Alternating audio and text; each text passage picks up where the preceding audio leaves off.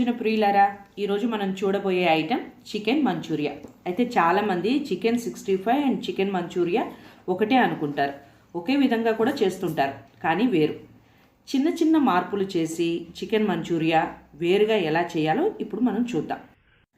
ఇప్పుడు ఒక బౌల్ తీసుకొని ఒక 1/2 kg చికెన్ని ఉప్పు నీళ్ళల్లో 1 గంట సేపు నానబెట్టండి. ఇలా నానబెట్టడం వల్ల చికెన్ అనేది బాగా టెండర్గా జ్యూసీగా ఉడుకుతుంది.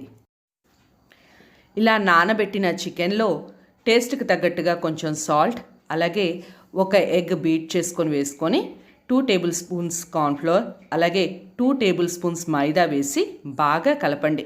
ఇలా కలపటం వల్ల మంచూరియా వేసేటప్పుడు బాగా వస్తాయి. ఇలా కలిపిన దాన్ని 1 గంట సేపు మళ్ళీ నాననివ్వండి. ఇలా నానిన చికెన్ని ఒక్కొక్కటిగా బాగా వేడెక్కిన నూనెలో ఒక్కొక్క ముక్క వదలండి.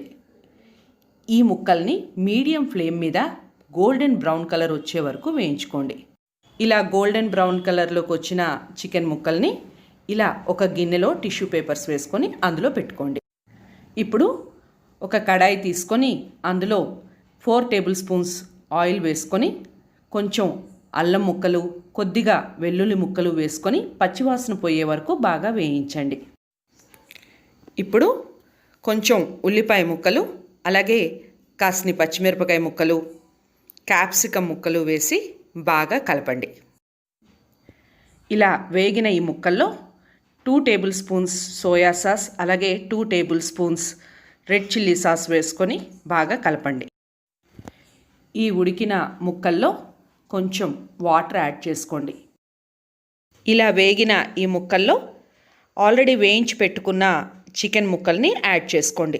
ఇలా యాడ్ చేసుకొని వాటిని బాగా కలపండి. హై ఫ్లేమ్ మీద 10 నిమిషాల పాటు బాగా కలపండి.